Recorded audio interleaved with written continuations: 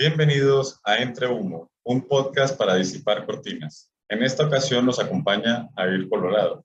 Javier es historiador, psicoanalista y filósofo. Hoy compartirá con nosotros desde la perspectiva de Baruch Spinoza cómo es que fácilmente caemos en los engaños promovidos por los medios de comunicación masiva.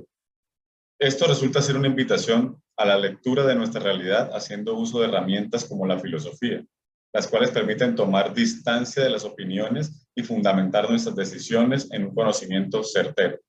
Sin más preámbulo, empecemos. Buenas tardes, profe, ¿cómo estás? Muy bien, gracias. ¿Y vos qué tal? Muy bien, bien, gracias por aceptar nuestra invitación. Con mucho gusto. René Descartes es considerado el padre de la modernidad y el que inicia, digamos, lo que es el racionalismo moderno, ¿no? Racionalismo después de la Edad Media, podríamos decir. Pero Spinoza es contemporáneo de René Descartes y también como tal propone un racionalismo, ¿ya? Que está como a la par. Solo que digamos que en la modernidad y en las sociedades occidentales se impone el pensamiento de Descartes sobre el pensamiento de Spinoza. Pero digamos que de alguna manera sus pensamientos convergen en ciertos, digamos, puntos, ¿ya? Entonces, la teoría del conocimiento en Spinoza radica en lo que él llama los géneros de conocimiento. Entonces, los géneros de conocimiento son tres. Está el primero, que es la imaginación; el segundo, que es la razón; y el tercero, la intuición. Imaginativo es la imaginación porque nos lleva a plantearnos ideas inadecuadas sobre digamos, sobre lo real. O sea, no es como, por ejemplo, cuando digamos, en la realidad nos vemos expuestos a la opinión. Entonces, muchas veces la opinión no es lo más confiable que digamos, no. Bueno, en el segundo género del conocimiento, la propuesta para salir de esas ideas inadecuadas. De hecho, Spinoza, digamos, plantea lo que es la reforma del entendimiento.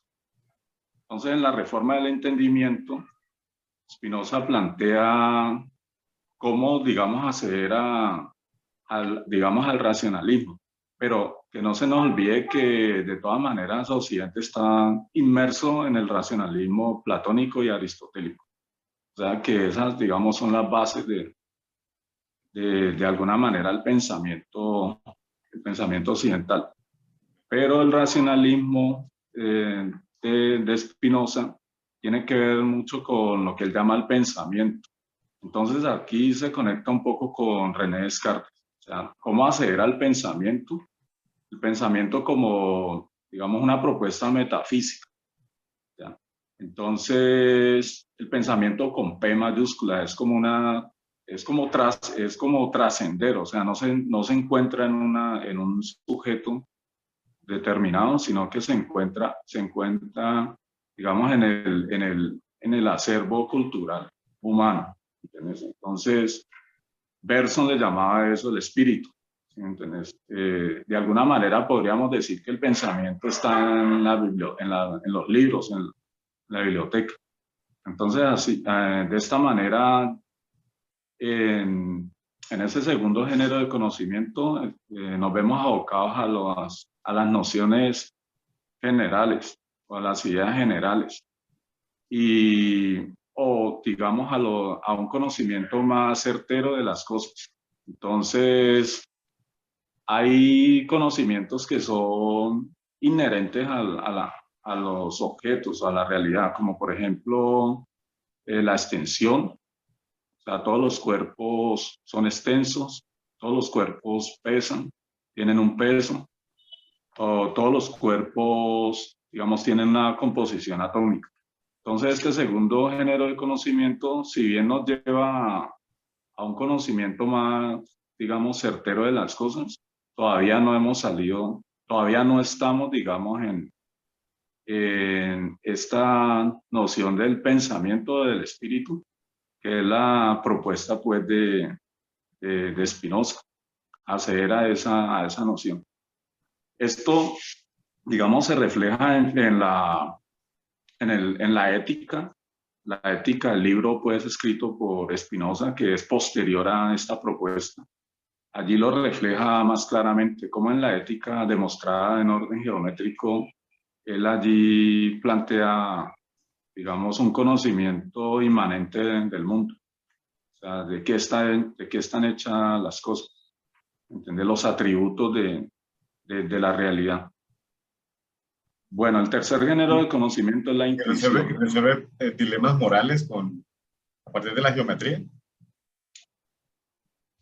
Morales, bueno, mira, en ético de alguna manera, pues implica los cuerpos, ¿sí me entiendes? Implica el cuerpo o los cuerpos. Entonces, digamos que ético para Spinoza es como cómo tomamos distancia, bueno, primero cómo establecemos la problemática del bien y el mal, ya que en Spinoza es, digamos, fundamental. ¿Entiendes? Para él el bien existe y el mal también. ¿Ya? Pero demostrada geométricamente quiere decir que tiene que ver con una cuestión de un cuerpo, unos cuerpos y unas distancias. ¿Entiendes? Entonces, ya allí él va a plantear lo que son cómo el cuerpo está afectado por otros cuerpos. Entonces, estas afectaciones tienen que ver con, digamos, con lo bueno o lo malo, o sea, son afectos buenos o afectos malos. Plantea la cuestión de los atributos de las cosas, o sea, cómo... En función de la conservación del objeto, o sí, bueno o malo, en función de que si el objeto se preserva o si se destruye o si se va en detrimento, ¿no? Sí, claro. Entonces, un acto es bueno en la medida en que no vaya en contra de mi naturaleza o algo así. Bueno, sí, claro. Digamos que está la... ¿Cómo? Disminuya mis atributos. Un acto es malo si disminuye mis atributos. Bueno, sí, digamos que allí podríamos establecer dos cosas. Uno, lo que es la naturaleza, él habla de la naturaleza, y el cuerpo humano, ¿no? El cuerpo humano como, digamos, el cuerpo donde reside, digamos, el pensamiento, el cuerpo donde se refleja, digamos, el entendimiento, ¿no? Y el cuerpo humano como tal, sí, va a estar en esa dinámica de preservarse como tal. Entonces, esa preservación él le va a llamar potencia. Entonces, todo aquello que contribuya, digamos, al bienestar y al desarrollo va a ser potencialmente bueno. Y todo aquello que nos, digamos, contribuya a destruir el cuerpo, como tal, el cuerpo humano va a ser algo malo. ¿Sí? Entonces, en ese sentido, es que se habla del bien y el mal. Entonces, por ejemplo, un ejemplo bien concreto de lo que es la potencia, lo que aumenta la potencia. Por ejemplo, el alimento, las vitaminas. Eso sería un elemento que aumenta la potencia. ¿Ya? Pero el veneno, por ejemplo, el veneno destruye el cuerpo, entonces lo disminuye tanto que lo destruye. ¿Sí me entiendes? Entonces, digamos, la propuesta ética sería un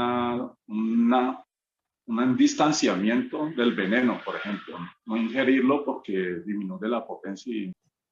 Correcto, profe. Muchas gracias por recordarme que tengo que tomar mis vitaminas, minerales y fitonutrientes que solo el X me puede dar. Recuerden que estos productos los puedes obtener comunicándote con nosotros a través del WhatsApp que aparece en mi descripción. Sobre lo del orden del lenguaje. ¿Qué potencia y qué, o sea, qué es sobre el orden... bueno y malo? Bueno, mira, bueno y lo malo, ¿no? Bueno y lo malo frente al cuerpo y bueno y lo malo frente al alma. Bueno, digamos que el tema del lenguaje de pronto uno podría decir que el lenguaje es un atributo del ser, ¿sí me entiendes? Aunque Spinoza digamos, no lo plantea, pero uno podría decir que el lenguaje es un atributo. Entonces, como tal, el lenguaje es la forma en que podemos expresar esa potencia, ¿sí me entiendes? Por ejemplo, cuando hay, digamos, confrontación de los cuerpos, esa confrontación también de alguna manera está mediada por el lenguaje. Por ejemplo, digamos que en el primer género del conocimiento, que son las ideas, y digamos, de la imaginación, esas ideas, obvio que están expresadas en un lenguaje. ¿Sí me entiendes? Y eso que estamos imaginando se traduce en un lenguaje. En este sentido sería un lenguaje inadecuado. ¿Sí me entiendes? Y cuando accedemos, digamos, al entendimiento, obvio que el entendimiento digamos, va a ser todo un entramado del lenguaje. ¿Sí me entiendes? Ya sea que el lenguaje esté estructurado como un árbol, digamos, a la manera, pues, de la, digamos, El la árbol lingüística cartesiano. Árbol cartesiano. estructuralista, sí, o estructurado como un rizoma, pues, así como lo plantea Deleuze y Guattari, ya sea que esté como lo quieras asumir, digamos que allí ese, digamos, el entendimiento, cómo ha sido la cuestión del espíritu. Entonces el espíritu, voy a hacer eso a un lenguaje. ¿Cómo responde Spinoza a los escépticos? Pues digamos que para Spinoza la verdad sí, es un hecho, ¿sí me entiendes? Y de hecho cuando estaba diciendo que hay ideas falsas o ideas inadecuadas, está diciendo entonces que hay un conocimiento verdadero, ¿sí me entiendes? Entonces, de alguna manera, por ejemplo, cuando Bergson se ve influenciado por Spinoza, en Bergson se ve claramente eso. Cuando Bergson que coge el tercer género del conocimiento, que es la intuición, Bergson determina unas reglas de un método de la intuición y unas reglas para alcanzar el conocimiento intuitivo. Entonces, dentro de estas reglas Bergson habla de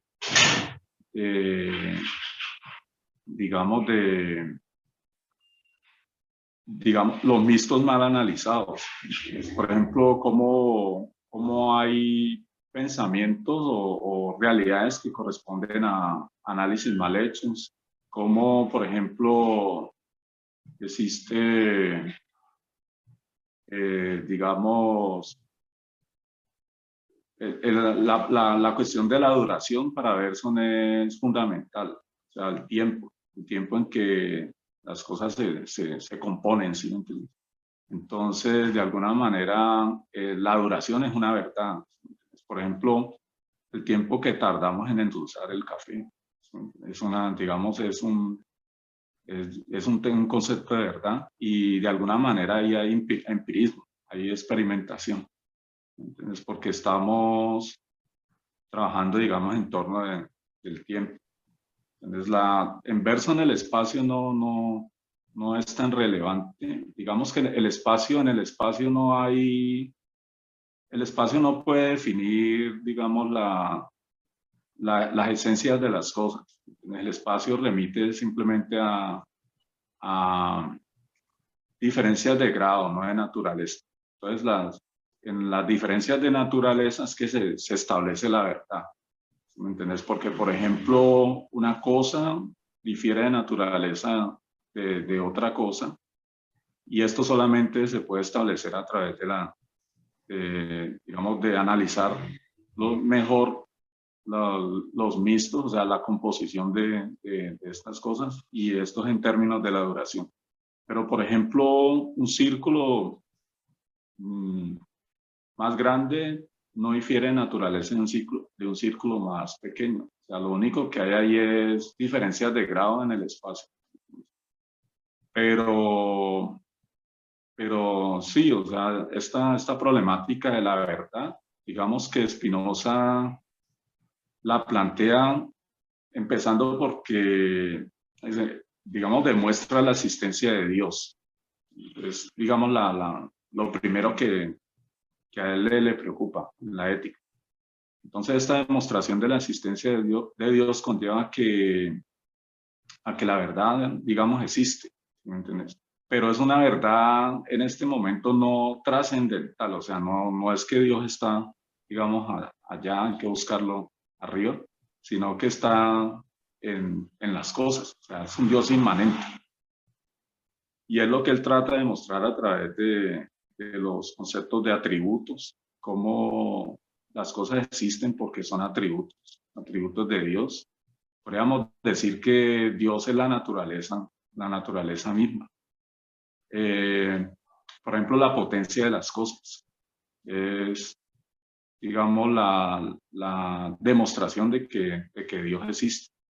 ¿Me entiendes? Pero no, digamos, en términos dogmáticos. Uno podría decir que Dios, en vez de ser, digamos, un ser trascendente, o el ser, por ejemplo, de Hegel, o el ser de Platón, es un ser inmanente, un ser que lo podemos constatar y determinar en las cosas. Como la Pachamama, más o menos, sería como la Pachamama, ¿no? Para los Sí, indígenas. sería, sí, exactamente. Parece, Sí, es un Dios que yo puedo palpar y que me da las frutas, me da el alimento y que está en la tierra. Panteísmo. claro, es un Dios que yo puedo, digamos, constatar su potencia. ¿Entendés? Y su potencia es real, o sea, no es trascendental. No hay que esperar a morirnos, o hay que esperar a pasar aún más allá. Pero lo bueno también es que la cuestión de la trascendencia también se puede leer, digamos, entre líneas en Spinoza, porque, por ejemplo, el yo trascendental de Descartes. El yo trascendental de Descartes es un yo en el cual esa sustancia pensante es una sustancia cierta y es una sustancia donde, donde va a radicar el pensamiento. Es la sustancia del digamos, del yo, del sujeto que duda de todo, pero ahí está de todas maneras, el conocimiento estaría albergado allí. Pero el yo trascendental, digamos, tanto en Descartes como en Spinoza, sería un yo que está más allá del cerebro.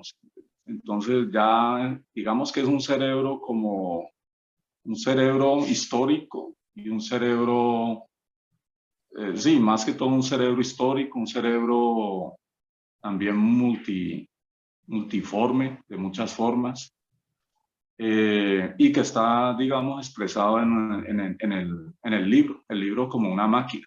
¿Sí me entiendes? Es un yo a la cual podemos acceder y es trascendental en el sentido en que, digamos, los sujetos mueren, pero el pensamiento sigue. Entonces lo podemos ubicar en cualquier momento, en cualquier espacio. Como por ejemplo, el pensamiento de Platón y Aristóteles hacen parte de ese yo trascendental. ¿Entendés? Es un yo que, digamos, eh, sí, está como por encima de los sujetos concretos. A alguien que quiera dejar de vivir en un mundo de mentiras, de engaño, de vendedores de humo, ¿cómo le podría servir la lectura de Spinoza y por dónde le recomendarías que empezara? Pues a una persona que no tenga mucha formación en filosofía. Mira, yo inicialmente pienso que eh, ahora, por ejemplo, que nos vemos abocados a los medios, a los medios masivos, a la televisión, las redes sociales, creo que es como nosotros debemos de hacer como un depurado de todo lo que nos llega. No, digamos que estamos sobrecargados de información. Entonces lo que debemos de hacer es empezar como a depurar todo eso que nos llega, todo eso que los sentidos están siendo, digamos, casi que acorralados, invadidos. Y no, creo que en cualquier momento podríamos iniciar una lectura, digamos, sencilla. Como por ejemplo hay un texto que se llama Spinoza para principiantes. Y es un texto que es muy sencillo y nos podría servir. Saber que estamos inmersos en la opinión. O sea, la realidad, cada vez que salimos a la calle y conversamos con alguien, no estamos en el conocimiento. O sea, no estamos en el entendimiento. Estamos simplemente en el primer género del conocimiento, que es la opinión. Entonces debemos de saber, tener presente que ese conocimiento que estamos allí, digamos, en esa comunicación cotidiana, puede ser un conocimiento falso o es un conocimiento en el cual se está ensayando, es una opinión que ensaya a llegar a un conocimiento certero de las cosas. Entonces, por ejemplo en la política se hablan muchas cosas. Y prácticamente casi todo lo que se comenta pueden ser noticias falsas. Así, digamos, se tenga por sentado que son noticias verdaderas, porque de todas maneras lo que hacemos es, digamos, siempre proferir ideas y ideas que tratamos de acercarlas o tratamos de construir, digamos, lo real a través de todo lo que podamos. Pero digamos que acceder al conocimiento, al entendimiento no es fácil, es algo bastante complicadito. Digamos que es complejo, ¿sí me entiendes? Pero uno, digamos, podría aconsejar que las personas empiecen como al menos tener una posición crítica frente a lo que está escuchando y frente a lo que está viendo en los medios, digamos, masivos de comunicación.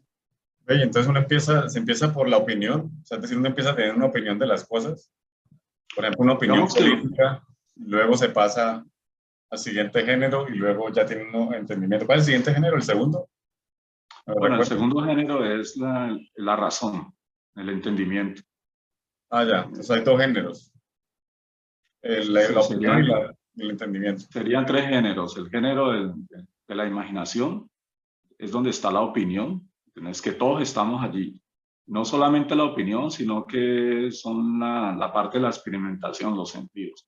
Entonces, normalmente nosotros vivimos una vida y estamos, digamos, percibiendo todo lo que pasa en esta vida y a través de esa percepción nos hacemos una idea de las cosas. Por ejemplo, cuando vemos una estrella, pues pensamos que el tamaño de esa estrella es el que vemos en la noche. Entonces allí, esa idea de que es pequeña la estrella y que es tan pequeña como un alfiler es falsa, ¿sí me entiendes? Pero luego cuando ya pasamos al segundo género, que es el entendimiento, nos vamos a dar cuenta que la estrella tiene otras dimensiones. Entonces que ya es un sol, que es mucho más grande que la Tierra. Y ya, como te digo, el tercer género del conocimiento ya puede ser un género para, digamos, especialistas, ¿entiendes? O personas que se dedican pues a la cuestión de la intelectualidad, que se dedican a explorar y a mirar otras dimensiones. Y podríamos decir que muy pocas personas acceden al tercer género del conocimiento.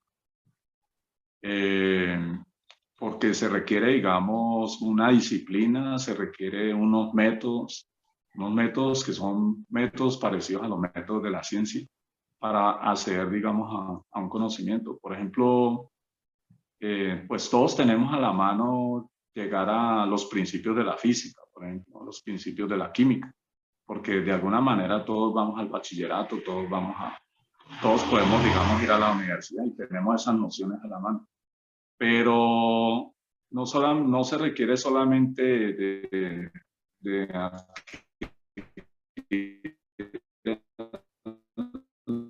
la información, sino también de alguna manera de un momento, como diría de pronto Deleuze, es cambiar la forma de percibir también. Entonces, en el momento en que cambio la forma de percibir, implica cambiar, digamos, las primeras nociones, cambiar una cantidad de opiniones que, digamos, son inadecuadas. El conocimiento tal vez puede ser un ideal y no podría decir que muy pocos lo han alcanzado. Bueno, ¿y qué, qué sientes de tener un presidente Foucaultiano? Foucaultiano. Pues mira, Él yo pienso abiertamente ha que, dicho que él de los filósofos, el que él sigue, el que él, digamos, cree que tiene la razón, pues que está firmemente convencido de eso, es Foucault. Lo dijo por ahí en una entrevista y mira que actúa conforme a eso, ¿no?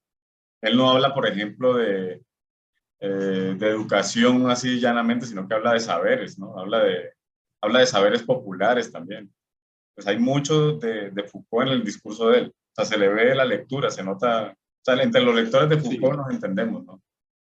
Bueno, mira, de pronto Foucault como tal no tiene una escuela, ¿sí me entiendes? O sea, Foucault, digamos, no es un ismo, ya como el marxismo, el freudismo, ¿me entiendes? Que tiene, digamos, Foucault además, yo pensaría que es como un diagnóstico, ¿entendés? Él diagnostica cosas.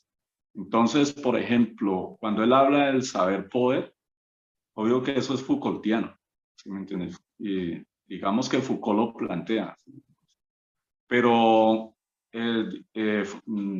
digamos, Petro lo asume como de una forma positiva, o sea, ya no lo ve en términos negativos, porque de alguna manera Foucault era diagnosticando lo que hace el poder con el saber, ¿sí me entiendes? Y sobre todo el poder, pues, el poder histórico de las sociedades, pues, occidentales, ¿sí?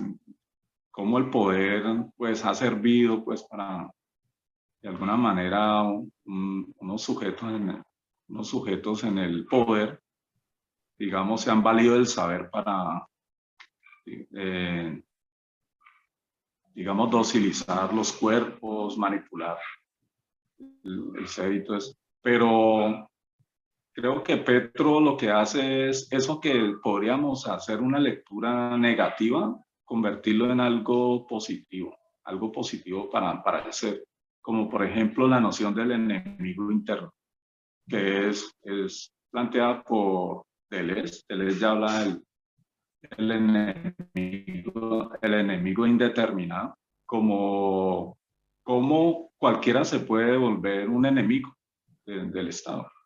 Entonces ahora, en esta era, que es la era del contagio y las enfermedades, ya el enemigo no es un sujeto en sí, sino que es una enfermedad o una persona que está contagiada.